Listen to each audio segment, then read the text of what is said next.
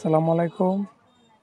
আমি এখন দেখাবো আপনার ফোনে কল ফরওয়ার্ড অপশন অন্য কেউ চালু করে রেখেছি কিনা তা কেমনে চেক করবেন।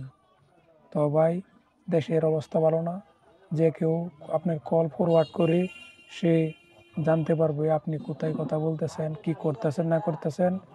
কল ফরওয়ার্ড চেক করার জন্য আমরা সর্বপ্রথম চলে যাব আমাদের ডায়াল অপশনে।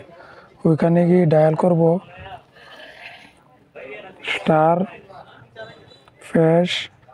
*6 2#। এই কোডটা লিখে আমরা কলে ডায়াল করব।